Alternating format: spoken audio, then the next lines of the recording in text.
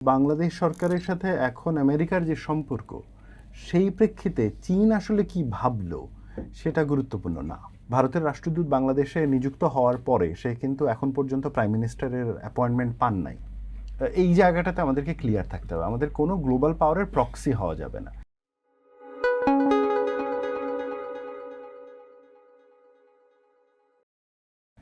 জুলাই অভ্যুত্থানের দ্বিতীয় বার্ষিকী, গত 2 বছরে রাষ্ট্র গঠনের ক্ষেত্রে আমরা কতটা এগোলাম। অন্তর্বর্তী সরকারের পর নির্বাচিত সরকার এসেছে। নির্বাচিত সরকারের মৌলিক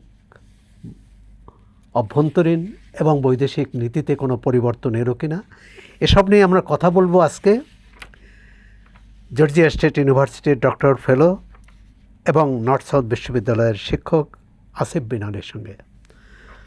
ডক্টর আসিফ বিন আলী, আপনাকে স্বাগত।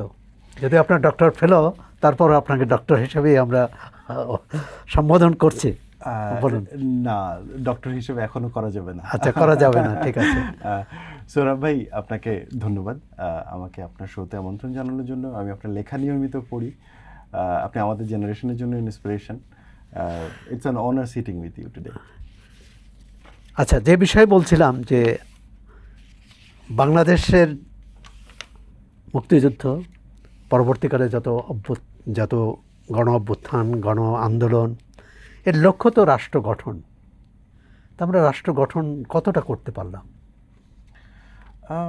আসলে রাষ্ট্র গঠন একটা দীর্ঘমেয়াদী প্রক্রিয়া। এটা ব্যাপারটা এরকম না যে 1 মাসের কাজ বা 2 বছরের কাজ।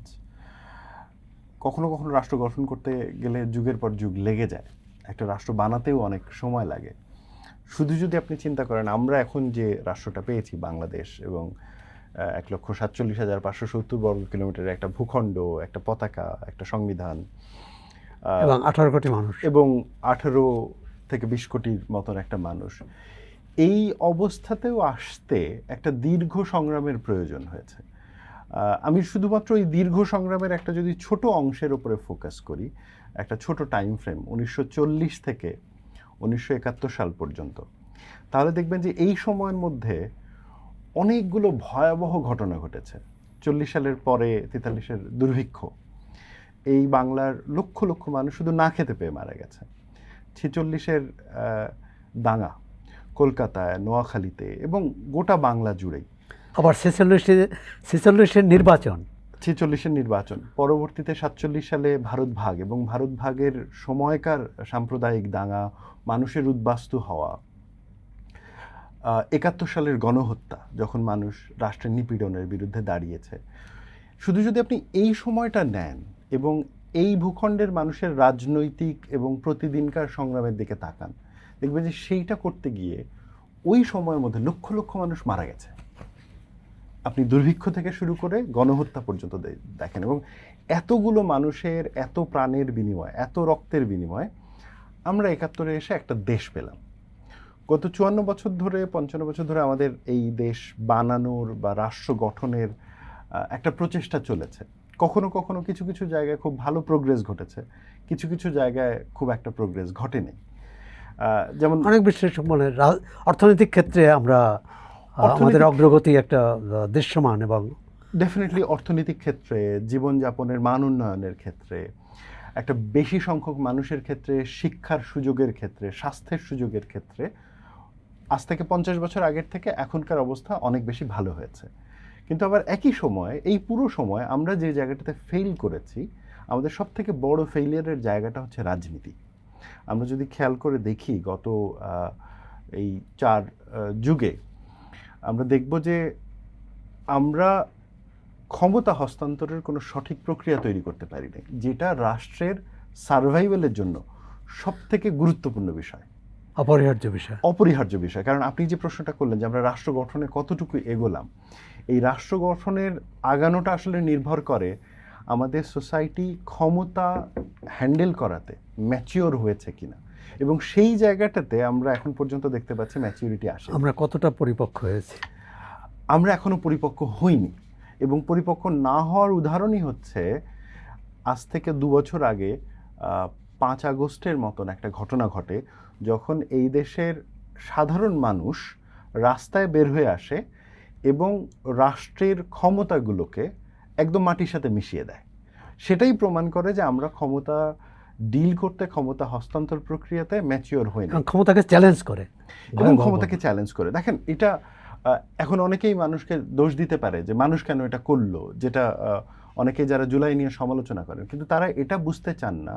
সেটা হচ্ছে যে গত 52-54 বছরে বাংলাদেশ যারাই শাসন করেছে, আমরা তিন ধরনের গভর্নমেন্ট দেখি। একটা হচ্ছে ডিরেক্ট মিলিটারি রুল, আর একটা অংশে দেখি যে নির্বাচিত সরকার, আর একটা অংশে দেখি যে সেনা সমর্থিত তত্ত্বাবধায়ক অথবা ইন্টেরিয়াম সরকার।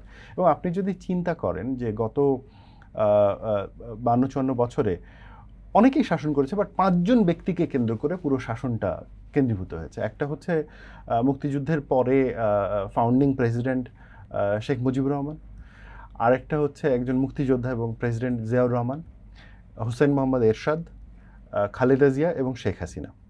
আপনি যদি এই 5 জনের রাজনৈতিক পরিণতি দেখেন, মানে বাংলাদেশের ইতিহাসে তো এই 5টাই মেইন ক্যারেক্টার, বাকি অন্য ঠিক আছে অন্য অনেকে 1 বছর 2 বছরের জন্য আসছে, কিন্তু মেইন ক্যারেক্টার তো এই 5 জন। দেখেন, বঙ্গবন্ধুকে সপরিবারে মেরে ফেলা হলো, তার একমাত্র পরিবারের 2 জন ছাড়া। জিয়াউর রহমান সাহেবকে মেরে ফেলে তার লাশকে গুম করার চেষ্টা করা হয়েছিল। এরশাদ যখন ক্ষমতা ছাড়লো, তাকে জেলে যেতে হয়, একটা দীর্ঘ সময় জেলে কাটাতে হয়। শেখ হাসিনাকে পালিয়ে যেতে হইল। খালেদা জিয়া যদিও নির্বাচনে পরাজয়ের মাধ্যমে তিনি ক্ষমতা থেকে ছাড়েন, কিন্তু রাজনৈতিক প্রতিহিংসার কারণে তাকে একটা দীর্ঘ সময় জেলে থাকতে হয় এবং ওইখান থেকেই তার যে অসুস্থতা এবং পরবর্তীতে তিনি মারা যান। এই যে 5 জন ব্যক্তি যার রাষ্ট্র কাঠামো গঠনে সরাসরি প্রত্যক্ষ পরোক্ষ ভূমিকা আছে দীর্ঘ সময় এবং দীর্ঘ সময়, একজনেরও কি স্বাভাবিক পরিণতি হয়েছে? একজনেরও কিন্তু স্বাভাবিক পরিণতি হয়নি।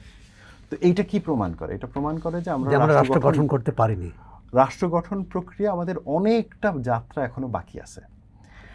কিন্তু 90 গণ অভ্যুত্থানের মধ্য দিয়ে একটা প্রক্রিয়া শুরু হওয়ার কথা ছিল, গণতান্ত্রিক প্রক্রিয়া। 3 জোটের রূপরেখা হলো এবং রাজনৈতিক শক্তির কাছেই রাষ্ট্র পরিচালনার ভার যাবে, কিন্তু সেটাও ঠিকমতো চললো না কেন? দুইটা জিনিস সৌরভ ভাই। প্রথমে আপনার এই প্রশ্নটার উত্তর দেওয়ার আগে একটা কনটেক্সট বলে নিই। গণতন্ত্র, হ্যাঁ, আমরা যখন গণতন্ত্র নিয়ে আলাপ করি, গণতন্ত্র হচ্ছে যে প্রাইমারিলি একটা লিবারেলদের দ্বারা প্রপোজ করা সিস্টেম। এখন লিবারেলরা যেটা মনে করে সেটা হচ্ছে যে মানুষ মাত্রই ভুল করে, তাই লিবারেলরা যে কোনো সিস্টেম যখন প্রপোজ করে, তারা এই সিস্টেমের ক্ষমতার উৎস হিসেবে জনগণকে চিন্তা করে। সে কিন্তু ক্ষমতার উৎস হিসেবে মানে কোনো ঈশ্বর প্রদত্ত অংশকে চিন্তা করে না, সে জনগণকে ক্ষমতার উৎস চিন্তা করে, অথবা সেনাবাহিনীকে করে না। না, মানে আমি লিবারেল ফ্রেমওয়ার্কে যেটা বলছি যে সে জনগণকে ক্ষমতার উৎস মনে করে এবং সে যে সিস্টেমটা দেয় সে মনে করে যে জনগণ ভুল করতে পারে, তাই সিস্টেমের ভেতরে সেলফ কারেকশনের সুযোগ থাকতে হবে। তাহলে সেলফ কারেকশনের সুযোগটা কি? একটা টাইম লিমিট থাকে এবং প্রতিবার মানুষের নিজেকে সেলফ কারেক্ট করার সুযোগ থাকে। তো গণতন্ত্রে যে জিনিসটা থাকে যে ধরেন 4 বছর বা 5 বছর পর পর মানুষ তার পূর্ববর্তী সিদ্ধান্ত পরিবর্তন করতে পারে। তো ধরেন এই বছর মানুষ বিএনপিকে ভোট দিল, সে 5 বছর পরে গিয়ে তার মনে হলো যে বিএনপিকে ভোট দেওয়া তার ঠিক হয়নি, তখন সে ধরেন আওয়ামী লীগকে ভোট দিল। তারপরে আওয়ামী লীগকে ভোট দেওয়ার পরে তার মনে হলো যে আওয়ামী লীগকে ভোট দেওয়া তার ঠিক হয়নি, তখন সে তৃতীয় কোনো একটা পার্টিকে ভোট দিল। মানে প্রতিবারই কিন্তু সে একটা সেলফ কারেকশনের সুযোগ পাচ্ছে। আপনি যদি খেয়াল করে দেখেন 90-এর পর থেকে কিন্তু এই সেলফ কারেকশনের ব্যাপারটা ছিল অন্তত 2001 সাল পর্যন্ত, আমরা যদি 8 পর্যন্ত ছিল। দ্বিতীয় ব্যাপার, গণতন্ত্র সার্ভাইভ করার পূর্ব শর্ত অন্তত দুটো, মানে অনেকগুলো বিষয় নিয়ে আলাপ করা যায়, বাট আমার আন্ডারস্ট্যান্ডিংয়ে আমি যেটা বুঝি, একটা হচ্ছে যে অন্তত মিনিমাম 2টো পার্টি লাগবে, মিনিমাম 2টো পার্টি, এর বেশিও হতে পারে, বাট 2টো পার্টি মিনিমাম লাগবে। এই 2 পার্টির রাজনীতি, অর্থনৈতিক পলিসি, ফরেন পলিসি এগুলো নিয়ে চরম বিরোধ থাকতে পারে, দ্বিমত থাকতে পারে, কিন্তু একটা বিষয়ে তাদেরকে একমত থাকতে হবে, সেটা হচ্ছে ক্ষমতা হস্তান্তর হবে ওই সেলফ কারেকশন সিস্টেমের মাধ্যমে, অর্থাৎ নির্বাচনের মাধ্যমে।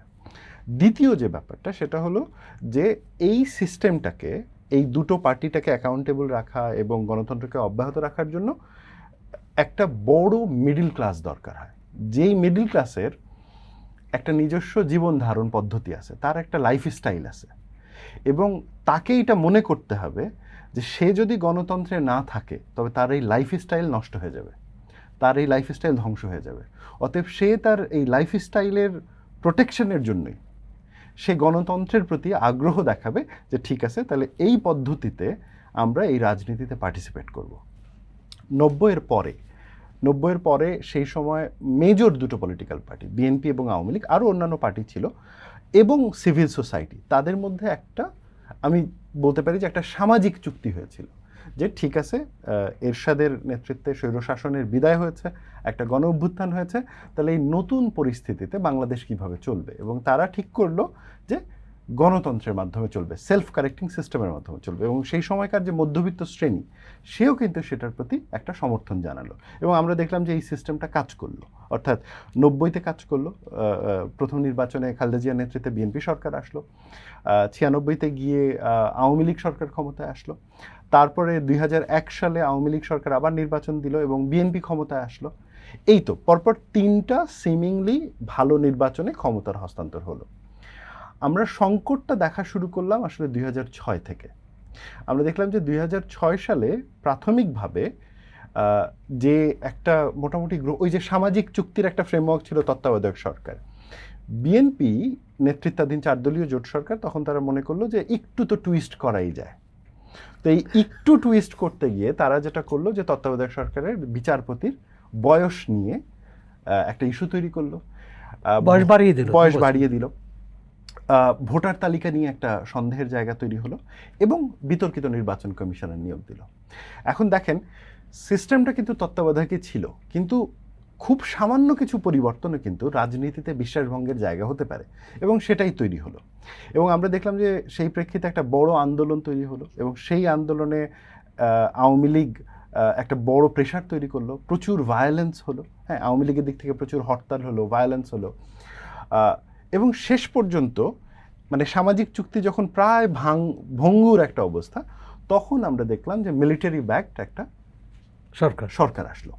এবং এই মিলিটারি ব্যাকড সরকার, তার সাথে যোগ হলো কি, ওই যে সিভিল সোসাইটি 90 সময় থেকে যেটা যাত্রা করলো, সেই সিভিল সোসাইটি তো তখন মোটামুটি একটা পুষ্ট অবস্থায় চলে গেছে। তারা আর্মির সাথে একত্রিত হলো এবং তারা চিন্তা করলো যে এই পলিটিশিয়ানদেরকে দিয়ে হবে না, এরা সবসময় ঝামেলা করে, অতএব আমরা পলিটিশিয়ানদেরকে ঠিক করব। এবং সেটা করতে গিয়ে তারা যে কাজটা করলো, ডিপলিটিসাইজেশনের প্রজেক্ট নিল। মানে প্রত্যেকটা গণতান্ত্রিক দেশে যেখানে নাগরিকের প্রতিনিধিদের, অর্থাৎ এই মধ্যবিত্তের প্রতিনিধি সিভিল সোসাইটি যারা, তারা গণতন্ত্রকে, ওই দুটো পার্টিকে অ্যাকাউন্টেবলের জায়গায় নিয়ে আসেন। আমাদের ক্ষেত্রে 6-এ কি হলো, বললো যে না, তাহলে এই পার্টিরই দরকার নেই আর। কিন্তু কেউ চিন্তা করলো না তাহলে পার্টির অবর্তমানে কি হবে। সো আমরা দেখলাম যে -2 পলিসি আসলো, খালেদা জিয়াকে মাইনাস করো, শেখ হাসিনাকে মাইনাস করো। কিন্তু বেশি দিন সেটা জনপ্রিয় হলো না। 2 বছরের মাথায় তারা বাধ্য হলেন নির্বাচন দিয়ে ক্ষমতা ছেড়ে দিতে। -1 হলো, -1 হলো, 24-এ -2 হলো। তো এখন যেটা হলো যে শেখ হাসিনা যখন সেই সময় সরকার গঠন করলেন, তাহলে আমরা আবার ধরে নিলাম যে তাহলে হয়তোবা এই যে 90-এর পরবর্তীতে যে সামাজিক চুক্তিটা হলো আওয়ামী লীগ, বিএনপি এবং মধ্যবিত্ত শ্রেণীর মধ্যে, সেটা হয়তো আবার ফেরত আসলো।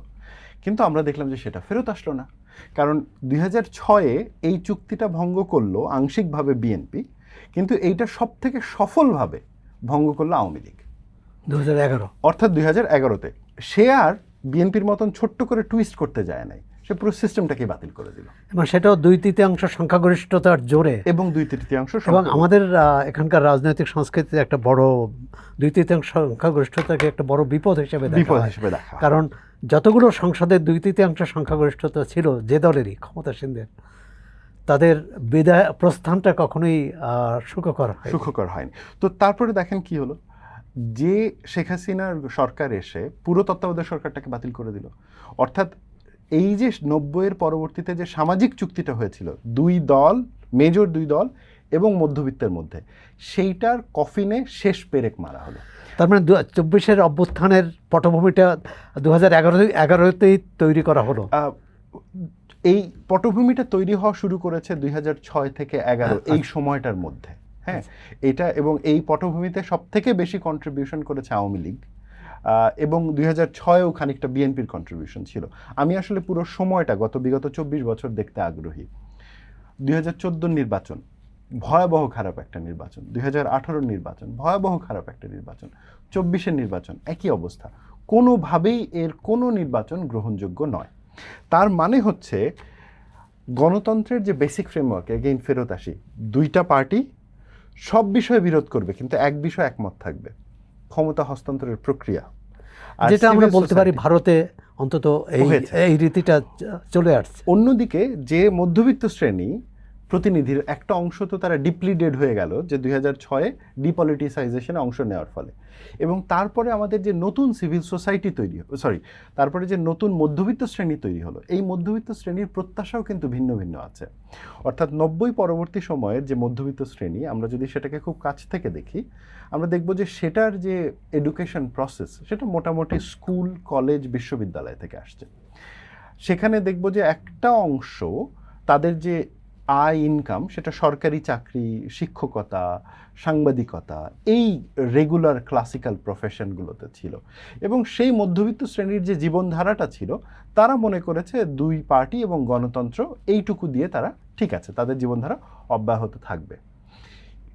কিন্তু আমরা 2000-এর পরে দেখি যে একটা নতুন মধ্যবিত্ত শ্রেণী আসা শুরু করে, এবং কারণ এই সময় ইকোনমি প্রোগ্রেস ঘটেছে, শিক্ষার আরও বিস্তার ঘটেছে, এবং সমাজে শিক্ষিত লোকের সংখ্যাও বেড়েছে, কিন্তু মধ্যবিত্ত শ্রেণীর ধরনটা পরিবর্তন হওয়া শুরু করেছে। কিরকম? সো এইখানে আমরা দেখলাম যে একটা গ্রুপ অফ পিপল যারা স্কুল কলেজ থেকে আসছে, আর একটা গ্রুপ অফ পিপল যাদের জীবনের একটা অংশ মাদ্রাসা থেকে আসছে এবং জীবনের বাকি অংশ সে বিশ্ববিদ্যালয় শিক্ষায় ছিল, তাদের অর্থনীতিতেও কিছু পরিবর্তন হলো আমরা দেখলাম।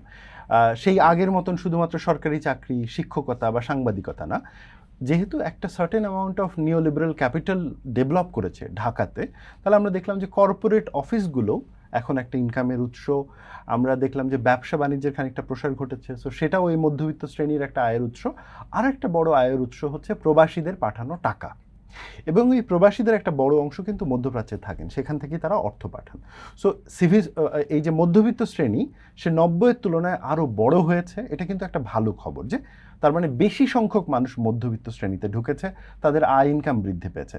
কিন্তু এই মধ্যবিত্ত শ্রেণীর চিন্তাটাও কিন্তু ভিন্নতা তৈরি হয়েছে। এই মধ্যবিত্ত শ্রেণীর মধ্যে যেমন একটা অংশ ধরেন গণতন্ত্রের ব্যাপারে বেশি আগ্রহী, আবার আরেকটা অংশ বিকল্প শাসন ব্যবস্থার কথাও ভেবেছে, এবং সেই বিকল্প শাসন ব্যবস্থা আমরা যেটাকে হয়তো বা অনেকেই ইসলামিক শাসন ব্যবস্থা হিসেবে চিন্তা করতে পারেন।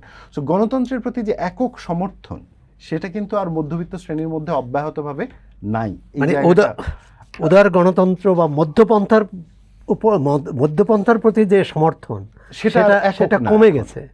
আমি কম বলবো না, সেটাও বেড়েছে, কিন্তু পাশাপাশি এর বিকল্প হিসেবে মানে বাংলাদেশের মানুষ মুসলিম একটা শাসন ব্যবস্থা থাকবে, যদিও এটা ডেফিনেশন ক্লিয়ার না, সেই রকম একটা স্পেস কিন্তু তৈরি হয়েছে।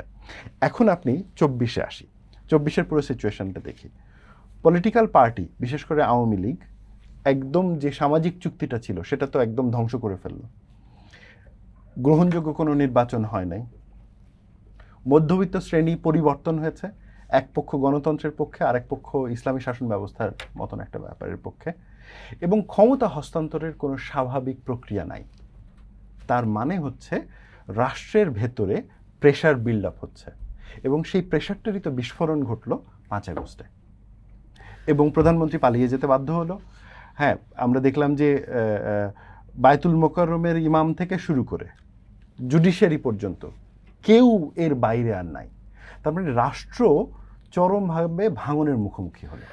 তো আমি সামারাইজ করবো এই একটা লাইন দিয়ে সৌরভ ভাই, সেটা হচ্ছে যে 24 একদিক থেকে ডেফিনেটলি সেলিব্রেশনের বিষয়, যে যদি রাজনীতিবিদরা অর্থাৎ কম্পিটিং পলিটিক্যাল পার্টি জনগণের সাথে হওয়া তাদের চুক্তি ভঙ্গ করে, তবে আজ হোক আর কাল হোক জনগণ এসে তাদেরকে বের করে দেয় ক্ষমতা থেকে, এবং সেখানে ভায়োলেন্স হয়, সেখানে সব কিছু যে যৌক্তিক হয় ব্যাপারটা তা না, এটা করে জনগণ। কিন্তু দ্বিতীয় ব্যাপারটাও আমার মনে হয় যে আমাদের এখন ভাবার সময় এসছে, সেটা হচ্ছে আমরা কি রাষ্ট্রে বারবার 5 আগস্ট ঘটাবো? প্রতিবারই ক্ষমতা পরিবর্তন কি এরকম 5 আগস্টের মতন ঘটনা দিয়ে হবে, নাকি রাষ্ট্রে আমরা একটা ম্যাচিওর ক্ষমতা হস্তান্তরের সিস্টেম তৈরি করব, এবং যেইটা কোনো পলিটিক্যাল পার্টি এবং মধ্যবিত্ত শ্রেণী এবং সমাজের যারা সিভিল সোসাইটি তারা এটা নষ্ট করার বা ভাঙার পায় তারা করবে না। 2024 পরিবর্তনের পর বা গণ অভ্যুত্থানের পর যে অন্তর্বর্তী সরকার আসলো এবং সেটা অনেকটা সেই সরকার নাগরিক সমাজ বা আপনি যে মধ্যবিত্ত অরাজনৈতিক মধ্যবিত্তের প্রতিনিধিত্ব করেন তারা আসলেন এবং তারা কিন্তু ওই আকাঙ্ক্ষাটা বাস্তবায়নের কথা বললেন এবং অনেকগুলো কমিশনও হলো। তো এই রাষ্ট্র গঠনে এটা কতটা অগ্রগতি বলে মনে করেন? আমি বলবো যে এই যে অরাজনৈতিক সমাজের কমিশন গঠন করা এবং রাষ্ট্র গঠন করার যে প্রক্রিয়া, এটা আমার কাছে খুব প্রবলেম্যাটিক। আমার কাছে কেন প্রবলেম্যাটিক? কারণ হচ্ছে আমরা যারা অরাজনৈতিক এবং সিভিল সোসাইটির অংশ হিসেবে নিজেদেরকে দাবি করি, এইটা আমাদের দায়িত্ব না হার্ড পাওয়ার এক্সারসাইজ করা। এই স্কিল আমার নাই এবং এটা আমার দায়িত্বও না। হার্ড পাওয়ার এক্সারসাইজ করার ক্ষমতা একমাত্র রাজনীতিবিদের। কারণ রাজনীতিবিদ একমাত্র শ্রেণী যার কাছে মানুষ যেতে পারে বিনা বাধায় এবং সে অ্যাকাউন্টেবল থাকে মানুষের কাছে। রাজনীতিবিদ চোর হতে পারে, বাটপার হতে পারে, খারাপ হতে পারে, কিন্তু তারপরে দিন শেষে তাকে মানুষের কাছে গিয়ে জবাবদিহিতা করতে হয়। কিন্তু আমি বিশ্ববিদ্যালয়ের শিক্ষক, আপনি সাংবাদিক, কিংবা আরেকজন গবেষক, আরেকজন এনজিও কর্মী, আমরা কেউই জনগণের কাছে জবাবদিহিতার জায়গাতে নাই। তো ফলে আমরা যখন রাষ্ট্র গঠন করতে যাই, আমরা রাষ্ট্র গঠন প্রক্রিয়ায় জনগণের প্রতিনিধিত্ব করি না। তাহলে অন্তর্বর্তী সরকারের এই সংস্কার প্রক্রিয়াটাকে কিভাবে দেখছেন? সো আমার পয়েন্টটা হচ্ছে, মানে আমি অন্তর্বর্তী সরকারের সময় এই ব্যাপারে যথেষ্ট সমালোচনাও করেছি এবং আপনি নিজেও দেখেছেন, এই ব্যাপারে আমাদেরও কথা হয়েছে। আমার কথা হচ্ছে সংস্কারের যাবতীয় কিছু নির্বাচিত পার্লামেন্টের মাধ্যমে হতে হবে। অর্থাৎ আমি জানি যে যেই মানুষটা কাজ করছে তাকে তার অঞ্চলের একটা মানুষ ভোট দিয়ে চুজ করেছে এবং নির্বাচিত পার্লামেন্টই হচ্ছে একমাত্র জায়গা যেটা রাষ্ট্র গঠনের কেন্দ্রে থাকবে।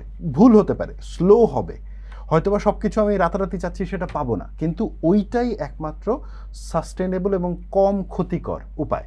কেন বলছি সৌরভ ভাই, আপনি খেয়াল করে দেখেন 2006-এর পরে ওই সময়ের যে তত্ত্বাবধায়ক সরকারটা আসলো, ইয়াজউদ্দিন সাহেব এবং ফখরুদ্দিন সাহেব এবং আর্মির ইয়েতে, এবং এবারকার যে সিভিল সোসাইটি এবং আর্মি মিলে, সিভিল ব্যুরোক্রেসি মিলে যে সরকারটা আসলো, আপনি দেখবেন যে এই দুটো অংশেরই একটা জায়গায় সেম ছিল, কোনো না কোনোভাবে তারা ডিপলিটিসাইজেশনের কাজ করেছে, তারা সমাজে বিরাজনীতিকরণের কাজ করেছে। এবং এইটা বাংলাদেশের সিভিল সোসাইটির জন্য অত্যন্ত দুঃখজনক একটা ব্যাপার যে আমরা মনে করি যে রাজনীতিবিদদের থেকে আমরা বেশি বুঝি। আমি মনে করি না যে আমি রাজনীতিবিদদের থেকে বেশি বাংলাদেশ বুঝি। আমার কিছু থিওরিটিক্যাল আন্ডারস্ট্যান্ডিং আছে, আমি কিছু ফিনোমেনা এক্সপ্লেন করতে পারবো, কিন্তু আমি যদি দাবি করি আমি বাংলাদেশকে রাজনীতিবিদের থেকে বেশি বুঝি, এইটা ইটসেলফ প্রবলেমেটিক। কারণ আমি তখন ভুল করব। কেন বললাম? কিছুদিন আগে একটা ফিল্ড ওয়ার্কের জন্য আমরা যখন একটা জায়গাতে যাই, আমি এটা কয়েক জায়গাতেও বলেছি, আবার রিপিট করছি আপনার কাছে, সেটা হলো যে একদম হাওড়ের ভেতরে একটা প্রত্যন্ত এলাকা এবং সেই এলাকায় ঢাকা থেকে যেতে 10-12 ঘন্টা টাইম লাগে এবং শুধুমাত্র মেইনল্যান্ড থেকে ওই এলাকায় যেতে 4 ঘন্টার নৌপথ পাড়ি দিয়ে যেতে হয় এবং একবারের বেশি দিনে যাওয়া যায় না, গেলে আবার পরের দিন ফেরত আসতে হয়। তো ওইরকম একটা জায়গায় একটা স্কুল আছে, যাওয়ার 1000-1200 লোক থাকে, সেখানে একটা স্কুল আছে, সেখানে একটা পোস্ট অফিস আছে এবং মানে একটা ছোট বাজার আছে মাঝখানে এবং ওই মানুষগুলো থাকে। তো ওখানে যখন গেলাম, যাওয়ার পরে দেখি যে পোস্ট অফিসের দেওয়ালে লেখা আছে শেখের বেটি ফিরবে। পোস্ট অফিসের দেওয়ালে ঠিক অপোজিটে স্কুল একটা আছে, ভাঙাচোরা স্কুলটা। তো সেখানে লেখা আছে যে তুমি কে আমি কে জুলাই, এবং আরেকটু দূরে লেখা আছে ফ্যামিলি কার্ড। আর বাজার দিয়ে বের হয়ে যেখান দিয়ে নৌকা টোকা উঠতে হয় তার কিছু পাশে হচ্ছে আল কায়দা এবং ইসলামিক স্টেটের সাদা এবং কালো পতাকা ওড়ে। তারপর এটি কি রাষ্ট্র গঠনের প্রক্রিয়া হিসেবে এটা বাংলাদেশ। এই বাংলাদেশ শুধুমাত্র ডিল করতে পারে একজন পলিটিশিয়ান। এই বাংলাদেশ আপনি কিন্তু আমাদের রাজনীতিকরা তো রাজনৈতিক নেতৃত্ব বারবার ব্যর্থ হয়েছে। আমি মনে করি না রাজনৈতিক নেতৃত্ব বারবার ব্যর্থ হয়েছে। আমি মনে করি যে দেয়ার আর এক্সাম্পলস ইন হিস্ট্রি যখন রাজনৈতিক নেতৃত্ব সেন্সিবল কাজ করেছে, আবার দেয়ার আর এক্সাম্পলস ইন হিস্ট্রি যখন রাজনৈতিক নেতৃত্ব জনগণের সাথে হওয়া তার সামাজিক চুক্তি ভঙ্গ করেছে। কিন্তু এর অর্থ এই না যে আমি রাজনীতিবিদদের বাইরে গিয়ে সমাজ কল্পনা করব। কারণ রাজনীতিবিদরা ট্রেন্ড রাজনীতি করার জন্য, আপনি ট্রেন্ড সাংবাদিকতা করার জন্য, আমি ট্রেন্ড বিশ্ববিদ্যালয়ে কাজ করার জন্য। এখন আমি যদি রাজনীতি করি, আপনি যদি রাজনীতি করেন এবং বলি যে আমরা রাজনীতিবিদদের থেকে বেটার রাজনীতি করব, পারবো না, উই উইল ফেল। এবং সেই জিনিসটাই ঘটছে। দেখেন 2006-এর 8-এর যে এক্সপেরিমেন্ট, সেই এক্সপেরিমেন্টে একটা তো ছিল যে বিএনপিকে শিক্ষা দাও, ওই সময় তারা চেষ্টা করেছিল, খানিকটা আওয়ামী লীগকেও তারা শিক্ষা দিতে চেয়েছিল। আলটিমেটলি কি হয়েছে, সেটা কি গণতন্ত্রকে রক্ষা করতে পেরেছে? সেটা আমাদেরকে আরো বড় বিপদে ফেলেছে। তো আমরা এখন যেটাকে বলছি যে 17 বছরের মানে পলিটিক্যাল টার্মওয়েল, এবং বিশেষ করে 2014 থেকে 2024 পর্যন্ত যে অগণতান্ত্রিক শাসন, নির্বাচনবিহীন, এইটার দায় কি ওই সময়কার 2006-8-এর সিভিল সোসাইটি এড়াতে পারেন? তারা কি এমন কিছু করেন নাই যার প্রেক্ষিতে আওয়ামী লীগ একক সংখ্যাগরিষ্ঠতা পেয়েছিল? এবারের ক্ষেত্রেও তো আমরা অনেকটা তাই দেখলাম। তো এখন আমার পয়েন্টটা হচ্ছে যে আমাদেরকে we have to be critical বাংলাদেশের সিভিল সোসাইটি নিয়ে। We have to be critical যে প্রতিবার বিরাজনীতিকরণের প্রজেক্ট করা যাবে না, কারণ বাংলাদেশের যতটুকু প্রোগ্রেস ঘটেছে এইটুকুতে যেমন রাজনীতিবিদদের অবদান রয়েছে, but at the same time যতটুকু ব্যর্থতা রয়েছে সেখানেও তাদের অবদান রয়েছে। আমাদের বা মধ্যবিত্তের প্রতিনিধি হিসেবে আমরা যারা বলছি, আমাদের দায়িত্ব হচ্ছে প্রশ্ন করা, তাদেরকে জবাবদিহিতার মুখোমুখি করা, এবং যেখানে যেখানে সহযোগিতা করার জায়গা আছে, কারণ এই রাষ্ট্রটা তো আমাদের, এটা তো আর ব্রিটিশদের রাষ্ট্র না, পাকিস্তানের রাষ্ট্র না, এটা তো আমাদের রাষ্ট্র, সেখানে সহযোগিতা করা, মানে এমন একটা এনভায়রনমেন্ট তৈরি করা যেখানে আমরা আমাদের রোলটা প্রফেশনালি পালন করছি। আমরা জুলাই অভ্যুত্থান, গণতন্ত্র, রাষ্ট্র গঠন নিয়ে কথা বলছিলাম। এবারে অতি সাম্প্রতিক বিষয়ে আসি। ভূ রাজনীতিতে বাংলাদেশে অবস্থান কোথায়? আপনি বাংলাদেশের এই মুহূর্তে সরকারের চ্যালেঞ্জের কথা বলছিলেন, কোনটি সবচেয়ে বড় চ্যালেঞ্জ এই মুহূর্তে? ভূ রাজনীতির দিক থেকে বাংলাদেশ, যদি আমি ফরেন পলিসির জায়গা থেকে আলাপ করি, তবে বাংলাদেশ একটা প্রোঅ্যাক্টিভ ফরেন পলিসি নিয়েছে, এবং যেটা আমার মনে হয় যে একটা ভালো উদ্যোগ। আমি প্রোঅ্যাক্টিভ ফরেন পলিসির বিরোধী না। আমার মনে হয় যে যেহেতু আমাদের ইকোনমি গ্রো করেছে, আমাদের সিভিলাইজেশনে আমরা কিভাবে কন্ট্রিবিউট করতে পারি ওয়ার্ল্ড সিভিলাইজেশনে, সেটাও আমাদেরকে ভাবতে হবে, এবং সেটার একটা জায়গা ফরেন পলিসি অবশ্যই। সো বাংলাদেশ একটা প্রোঅ্যাক্টিভ ফরেন পলিসি নিয়েছে, এটা মোটামুটি স্পষ্ট। তবে এইটার পাশাপাশি ইস্যুটা যেটা তৈরি হয়েছে, অ্যাম্বিগুইটি। বাংলাদেশের ফরেন পলিসি প্রোঅ্যাক্টিভ এই সরকার নিলেও এর ফরেন পলিসিটা কি হবে এটা এখনো ক্লিয়ার না, অ্যাম্বিগুয়াস। অর্থাৎ সে চায়নাকে কিভাবে ডিল করবে, সে আমেরিকাকে কিভাবে ডিল করবে, সে রাশিয়াকে কিভাবে ডিল করবে, এবং সে ভারতকে কিভাবে ডিল করবে। সে বলছে যে সে ইন্টারেস্টের ভিত্তিতে ডিল করবে, কিন্তু ইন্টারেস্টের পার্সেন্টেজ কত? হ্যাঁ, এটা কি 50-50 ইন্টারেস্ট, নাকি 45-55%, নাকি 40% 60%, মানে বা এটা কি কেস ভিত্তিক হবে? এই প্রসঙ্গে যদি প্রশ্ন করি যে বাংলাদেশ, ইরান, যুক্তরাষ্ট্র যখন যুদ্ধ চলছে, কখনো যুদ্ধ থেমে থাকে, বিরতি হয়, আবার কখনো যুদ্ধ চলে, এর মধ্যে যুক্তরাষ্ট্রের সমর্থনেই সৌদি আরবের নেতৃত্বে একটি 14 দেশীয় একটি জোট হয়েছে, এটা সামরিক জোটই, যে হুতিদের হাত থেকে সুরক্ষার জন্যে মধ্যপ্রাচ্যে লোহিত সাগরের যে পথ, মানে জলপথটা নিষ্কণ্টক করার জন্যে এই জোটে বাংলাদেশ অংশ নিয়েছে। বাংলাদেশ মধ্যপ্রাচ্য ক্ষেত্রে তো একটা কী বলে সমতাপূর্ণ অথবা ভারসাম্যপূর্ণ নীতি নেয়ার কথা, যেখানে ইরানও আমাদের বন্ধু, সৌদি আরবও বন্ধু, এবং সৌদি আরবের অনেক আগে কিন্তু বাংলাদেশকে ইরান সঙ্গে স্বীকৃতি দেয়, বা ইরান এখন আক্রান্ত দেশ। হ্যাঁ, আর সেক্ষেত্রে এই জোটে বাংলাদেশের অংশগ্রহণটা কীভাবে নিচ্ছে? দুইটা ব্যাপার। একটা, আমি যদি একদম পিওর ফরেন পলিসির জায়গা থেকে এবং ইন্টারেস্টের জায়গা থেকে চিন্তা করি, এই সিদ্ধান্তের কিছু ভালো ফলাফলও আছে, আবার এই সিদ্ধান্তের কিছু খারাপ ফলাফলও আছে। আগে কিছু ঝুঁকিও আছে। ভালো কয়েকটা জায়গা নিয়ে আলাপ করা যাক আগে। একটা হলো যে এইটা ডেফিনেটলি বাংলাদেশ নৌবাহিনীকে ব্লু ওয়াটার টেরিটরিতে কাজ করার একটা সুযোগ দেবে, আমরা যেটাকে ব্লু ইকোনমি বলি, কারণ এটা শুধুমাত্র মানে এটা একটা ট্রান্সন্যাশনাল জায়গাতে কাজ করার সুযোগ দেবে, যেটা ইতোপূর্বে থেকেই বাংলাদেশ সেনাবাহিনী, নৌবাহিনী, জাতিসংঘের আন্ডারে কাজ করেছে। আরেকটা ব্যাপার সেটা হলো যে এই জোটে আমরা দেখতে পাচ্ছি যে তুরস্ক, পাকিস্তান এরা রয়েছে। আমরা ইতোমধ্যেই দেখতে পাচ্ছি যে টার্কিশদের সাথে বাংলাদেশের বিশেষ করে সম্পর্ক মূলত 2017-18 সাল থেকেই ভালো হওয়া শুরু করে, আওয়ামী লীগের ওই সময় থেকে, এবং এখন খুব ভালো পর্যায়ে আছে। এবং এই দুই মেয়াদেই, মানে আওয়ামী লীগের সরকারের শেষ মেয়াদে, ইন্টেরিয়াম সরকারের সময় এবং এখনকার সরকারের সময়ও সামরিক সহায়তা, সহযোগিতা, কেনা বেচা অনেক বেড়েছে। তো সেই দিক থেকে কিছু লাভবান হওয়ার সুযোগ রয়েছে। আরেকটা ব্যাপার হলো যে বাংলাদেশ তার যে ফরেন মানে তার যে বৈদেশিক বাণিজ্য, বিশেষ করে তার যে গার্মেন্টস পণ্য রপ্তানি করে, সেটা কিন্তু করে লোহিত সাগরের বাব আল মানদেব যে চোক পয়েন্টটা রয়েছে এটা দিয়ে। তো ফলে আমাদের জন্য হরমুজ প্রণালীর থেকেও এই বাব আল মানদেব প্রণালী এবং লোহিত সাগরের রুটের নিরাপত্তা বেশি জরুরি। অন্যদিকে আমরা যে গ্যাস আমদানি করি এবং তেল আমদানি করি, সেটারও একটা বড় অংশ ওই পথ ধরে আসে। তো ওই পথের নিরাপত্তার উপরে আসলে আমাদের গার্মেন্টসের রপ্তানি এবং আমাদের গ্যাস এবং তেলের যে সাপ্লাই, এইটা নির্ভর করবে। সো এই জায়গাটাতে ওই দেশগুলোর সাথে সহযোগিতা কিছু সুবিধা জায়গায় এনে দেবে। রিস্কের জায়গাটা কোথায় এবার একটু আলাপ করি।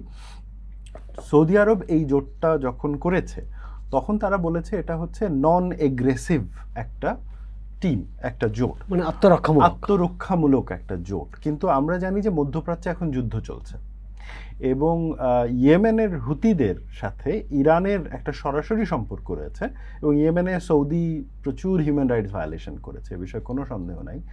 তো অন্যদিকে হুতিরা সাহায্য পাচ্ছে ইরান থেকে। তো ফলে আমাদের একটা রিস্ক তৈরি হয় যে আমরা ইরানের যে সংঘাত সেটার ভেতরে চলে যেতে পারি, এবং সরাসরি হোক আর ইনডিরেক্টলি হোক, সেটা একটা রিস্কের জায়গা থাকে। দ্বিতীয় যে ব্যাপারটা, যে এই জোটটা যদিও সৌদি আরব করেছে এবং এটাতে ন্যাটো মেম্বার হিসেবে টার্কি রয়েছে, but at the same time এই জোটটা আসলে আমেরিকান বলয়েরই একটা জোট, সামরিক জোট।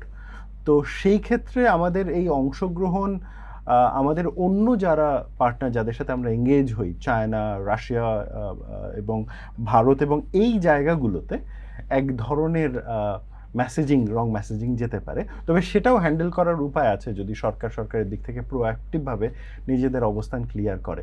তবে এক্ষেত্রে সবথেকে রিস্কের জায়গা ওইটাই যে আমরা মধ্যপ্রাচ্যের সংঘর্ষের ভেতরে জড়িয়ে যেতে পারি, এবং জড়িয়ে যাওয়া উচিত নয় বলেই আপনি আমার মনে হয়। যে ডেফিনেটলি সহযোগিতার দরজা ওপেন রাখা উচিত, কিন্তু কোনোভাবেই কোনো যুদ্ধে বাংলাদেশের জড়ানো উচিত না। সম্প্রতি মার্কিন প্রেসিডেন্ট ডোনাল্ড ট্রাম্পের বিশেষ দূত এবং ভারতের যুক্তরাষ্ট্রের রাষ্ট্রদূত সার্জিও গোর, তিনি ঢাকা সফর করলেন। তার ঢাকা সফরের সঙ্গে এই জোট গঠনের কোনো সম্পর্ক আছে কিনা? দ্বিতীয় হচ্ছে যে এর আগে আমাদের প্রধানমন্ত্রী তারেক রহমান চীন সফর করেছেন, মার্কিন বিশেষ দূতের সফর, সেই চীন সফরের প্রতিক্রিয়া কিনা, এ ব্যাপারে যদি আপনি আপনার মতটা জানান। এখানে দুটো বিষয়। একটা হলো যে সার্জিও গৌরের যে সফরের সাথে আমার মনে হয় না যে সৌদি জোটে যোগ হওয়ার ওই রকম সরাসরি সম্পর্ক রয়েছে, কারণ এই জোটে যুক্ত হওয়ার আলোচনাটা গত 2-2.5 মাস বা তারও বেশি সময় ধরেই চলেছিল। তবে এখানে একটা বিষয় না বললেই না, বাংলাদেশের যেহেতু এখন একটা নির্বাচিত পার্লামেন্ট রয়েছে এবং এই ধরনের মেজর ন্যাশনাল সিকিউরিটিগত ইস্যু এবং এই ধরনের বড় ফরেন পলিসিগত সিদ্ধান্ত অবশ্যই পার্লামেন্টে আলোচনা করে নেওয়া উচিত। আগে নিয়ে পরে আলোচনা করার থেকে আমার মনে হয় যে গণতান্ত্রিক প্র্যাকটিসে এই ধরনের বড় ইস্যুগুলোকে আগে পার্লামেন্টে আলোচনা করে তারপরে সরকারের দিক থেকে এগোনো উচিত। কিন্তু আমাদের এখানে তো চুক্তি করেও আলোচনা হয় না, সেটা দুর্ভাগ্য। কিন্তু আমাদেরকে এখন দেখতে হবে যে সরকার গণতান্ত্রিক শাসন প্রক্রিয়ার প্রতি কতটুকু শ্রদ্ধাশীল। এই ধরনের মেজর সিদ্ধান্ত কি হাতে গোনা 5-7 জন 10 জন মানুষের ছোট গ্রুপ নেবে, নাকি ঠিক আছে তারাও কাজ করুক কিন্তু এটার একটা বৃহত্তর নাগরিক এবং জাতীয় ঐক্যের জায়গাও তৈরি হবে পার্লামেন্টে আলাপ আলোচনা করার মাধ্যমে। এটা অত্যন্ত জরুরি, কারণ এতে কি হয়, এই প্রক্রিয়াগুলো স্লো হয়, আমি এটা মানি, কিন্তু স্লো হওয়া মানেই যে সেটা খারাপ তা না। অনেক সময় রাষ্ট্রীয় এত বড় সিদ্ধান্তগুলো যদি স্লো হয় তাহলে রিস্কটা মিটিগেট করার সুযোগও তৈরি হয়, এটা একটা ব্যাপার। এবার আসা যাক সার্জিও গৌরের যে ভিজিটটা, দেখেন উনি হচ্ছে প্রথমত ভারতে নিযুক্ত আমেরিকার রাষ্ট্রদূত এবং একই সাথে উনি সাউথ এশিয়া অঞ্চলে আমেরিকান স্বার্থ দেখবার জন্য মানে নির্ধারিত একজন ব্যক্তি যিনি ট্রাম্পের বিশেষ দূত হিসেবে কাজ করছেন। আসলে দুটো ব্যাপার, তার সফরকে আমি তিনভাবে দেখি, এখানে তিনটা ব্যাপার রয়েছে। একটা হচ্ছে বাণিজ্য, অর্থাৎ বাংলাদেশের সাথে আমেরিকার যে বাণিজ্য চুক্তিটা হয়েছে সেটার কতটুকু বাস্তবায়ন, কিভাবে বাস্তবায়ন করা যায় এবং বাংলাদেশ কতটুকু নিজের পলিসির জায়গা থেকে চেঞ্জ করছে, এই ব্যাপারে আলাপ আলোচনার একটা জায়গা তো রয়েছে। এবং এই চুক্তি নিয়ে বাংলাদেশের রাজনৈতিক পরিসরে তো বেশ বিতর্ক আলোচনা সমালোচনা হয়েছে। এটা একটা বাণিজ্যের একটা জায়গা রয়েছে এবং আমরা দেখলাম যে এই বাণিজ্যের ব্যাপারটার সাথেই জড়িত বাংলাদেশে ভ্রমণের ব্যাপারে আমেরিকান নাগরিকদের যে সিকিউরিটি অ্যালার্ট ছিল সেটা এক ধাপ কমিয়ে আনা হয়েছে। দ্বিতীয় যে বিষয়টা গুরুত্বপূর্ণ তা হলো যে এখানে আমেরিকানরা বুঝতে চাইছে যে বাংলাদেশ সরকারের চায়না নীতি কি হবে, কারণ সাউথ এশিয়াতে আমেরিকানদের একটা স্ট্রিক্ট পজিশন আছে, তারা চায়না ঠেকাও নীতি নিয়েছে এবং এটা শুধু সাউথ এশিয়াতে না, মোটামুটি এখন গ্লোবাল অবস্থায় আমেরিকান যে ফরেন পলিসি সেটা সব কিছু চায়নাকে কেন্দ্র করে এবং চায়নার উত্থানটাকে আটকানোর জন্য। তো বাংলাদেশ সরকার সাম্প্রতিক সময়ে চায়না সফর এবং তা নিয়ে যে সরকারের মেসেজিংটা হয়েছে এবং চায়নার সাথে সহযোগিতা যে আলাপগুলো হচ্ছে এবং চায়নারও অনেক অ্যাক্টিভিটিস যেটা বাংলাদেশে বেড়েছে, সো আমেরিকানরা বুঝতে চাইছে যে আসলে বাংলাদেশে কি হচ্ছে এবং বাংলাদেশের চাইনিজ পলিসি কি হতে যাচ্ছে। তৃতীয় গুরুত্বপূর্ণ আমার যেটা মনে হয়েছে সেটা হচ্ছে যে একই সাথে সার্জিও গৌরের এই ভিজিটটা এটাও একটা দিক নির্দেশ করে যে তারা এটাও বুঝতে চাচ্ছে বাংলাদেশের সাথে তার প্রতিবেশীর সম্পর্ক কেমন হবে, কারণ এখানে আমরা দেখেছি এই সফরের মাঝখানে ইনি ভারতের রাষ্ট্রদূতের সাথে দেখা করেছেন, কথা বলেছেন। দুটো ব্যাপার, এটা একটা কার্টেসি ভিজিট হতে পারে, হ্যাঁ, কারণ সার্জিও গৌর তিনি একজন পলিটিক্যাল অ্যাপয়েন্টি, তিনি কিন্তু ক্যারিয়ার ডিপ্লোমেট না। অন্যদিকে ভারতের যিনি এখন রাষ্ট্রদূত বাংলাদেশে রয়েছেন তিনিও ক্যারিয়ার ডিপ্লোমেট না, পলিটিক্যাল অ্যাপয়েন্টি। এবং যেহেতু সার্জিও উনি ভারতে নিযুক্ত রাষ্ট্রদূত এবং বাংলাদেশে নিযুক্ত ভারতের রাষ্ট্রদূতের একটা বড় পলিটিক্যাল অ্যাকসেপ্টেন্স রয়েছে বিজেপির ভেতরে, তো সেখান থেকে তো তাদের ব্যক্তিগত সম্পর্ক থাকতেই পারে এবং একটা কার্টেসি ভিজিটও হতে পারে। কিন্তু যদি এটাকে আমি সিম্বলের জায়গা থেকে চিন্তা করি, এটাও একটা ব্যাপার যে ভারতের রাষ্ট্রদূত বাংলাদেশে নিযুক্ত হওয়ার পরে সে কিন্তু এখন পর্যন্ত প্রাইম মিনিস্টারের অ্যাপয়েন্টমেন্ট পান নাই, এটা একটা ব্যাপার। দ্বিতীয় ব্যাপার হলো যে ফরেন মিনিস্টারের অ্যাপয়েন্টমেন্ট তিনি সেদিন পেয়েছেন, গত সপ্তাহে। তো এইটা একটু আনইউজুয়াল। ইউজুয়ালি বিশেষ করে America, Russia, China, Bharat, European union, তাদের সৌদি আরব, তাদের রাষ্ট্রদূতরা বাংলাদেশে একটু ভিন্নভাবে ট্রিটেড হয়। এটা স্বাভাবিক, মানে আমাদের সম্পর্কের কারণে, এই দেশগুলোর প্রতি আমাদের পারস্পরিক নির্ভরশীলতার কারণেও। তো সেইগুলো তো অনেকগুলো মানে প্রশ্নের জায়গা তৈরি করেছে। তো সেই প্রেক্ষিতে এমন হতে পারে যে মানে আমেরিকানরা এটাও বুঝতে চাইছে যে আসলে বাংলাদেশের সাথে ভারতের সম্পর্কটা কি হবে, বিশেষ করে নির্বাচিত সরকারের সাথে ভারতের সম্পর্কটা কি হবে। কারণ এখানে মনে রাখতে হবে যে জুলাই আগস্ট মাসে বাংলাদেশ প্রশ্নে, 2024-এর জুলাই আগস্ট মাসে বাংলাদেশ প্রশ্নে আমেরিকা এবং ভারত কিন্তু মুখোমুখি বিপরীত দিকে অবস্থান নেয় এবং সেইটা কিন্তু আমেরিকানদের মেসেজিং, ভারতীয়দের মেসেজিং, এই সবগুলোর মধ্যে স্পষ্ট ছিল। এখন কিছু কিছু জায়গায় সম্পর্ক স্বাভাবিক হওয়া শুরু করেছে বাংলাদেশ প্রশ্নে। তার মধ্যে একটা গুরুত্বপূর্ণ জায়গা হলো টেররিজমের জায়গাতে, ন্যাশনাল সিকিউরিটির জায়গাতে। এই জায়গাগুলোতে হচ্ছে আমেরিকানদের সাথে ভারতের সম্পর্ক এখন খানিকটা স্বাভাবিক হওয়া শুরু করেছে বাংলাদেশ প্রশ্নে।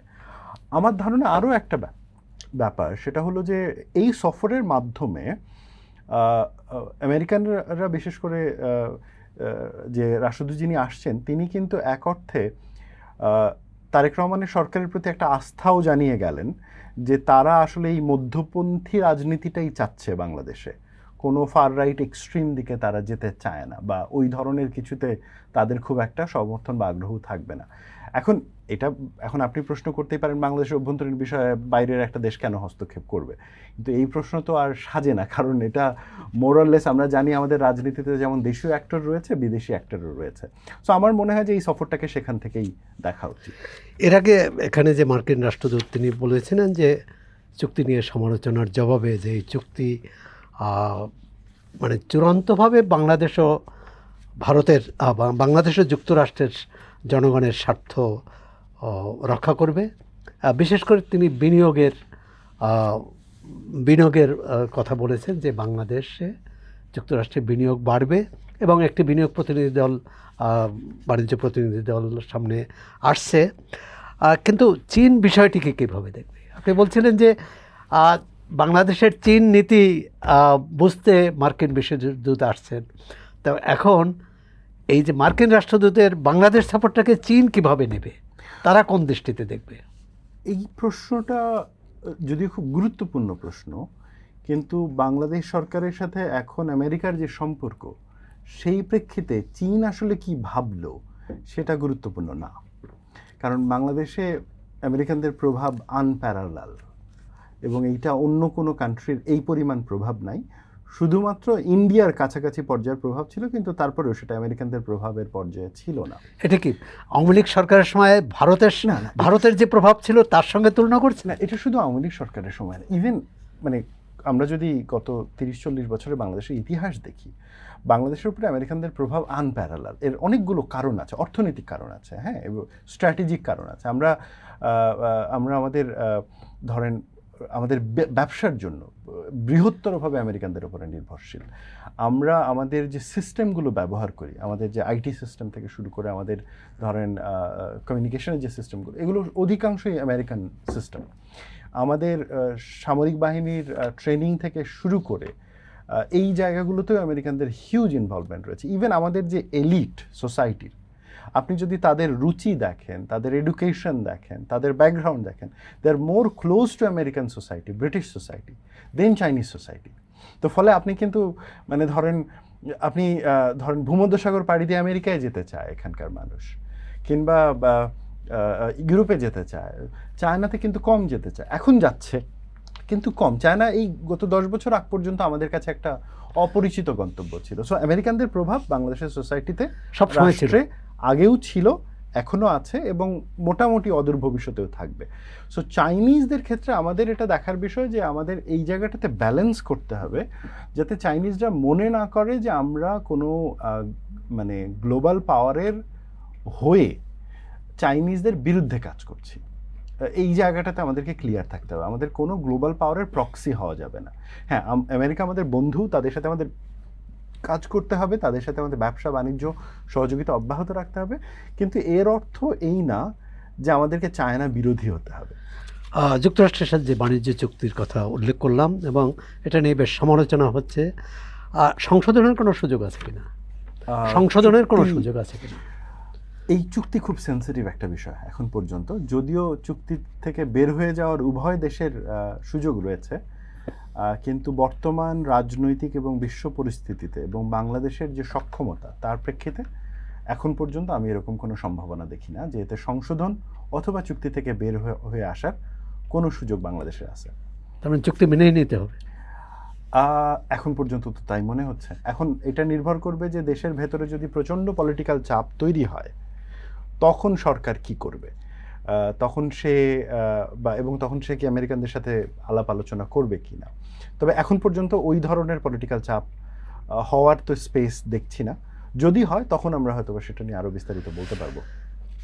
যাক, এই সরকারের বয়স মাত্র 6 মাস, চূড়ান্ত কথা বলার সুযোগ আসেনি, সেটা বৈদেশিক ক্ষেত্রে এবং অভ্যন্তরীণ ক্ষেত্রে। তবে আমরা আশা করি সরকার জনগণের কাছে যে প্রতিশ্রুতি দিয়েছে বাংলাদেশ ফার্স্ট, সেটি রক্ষা করবে, অর্থাৎ বাংলাদেশের স্বার্থ, বাংলাদেশের স্বাধীনতার সার্বভৌমত্ব, যে কোনো চুক্তি করার ক্ষেত্রে, যে কোনো পদক্ষেপের ক্ষেত্রে। ডক্টর আসিফ বিন আলী, ডক্টর না সরি আমি এখনো শেষ করি, অধ্যাপক, আচ্ছা, শিক্ষক ও গবেষক ডক্টর আসিফ বিন আলী, আপনাকে অনেক অনেক শুভেচ্ছা, স্বাগত এবং কৃতজ্ঞতা এর পক্ষ থেকে আপনার সময় দেওয়ার জন্য। ধন্যবাদ সোহেল ভাই, আপনার সাথে কথা বলা খুবই আনন্দের ছিল। আপনাকে এবং আপনার প্ল্যাটফর্ম চর্চাকে অনেক অনেক শুভকামনা, এবং আশা করি আপনারা যে চমৎকার কাজ করছেন সেটা অব্যাহত থাকবে।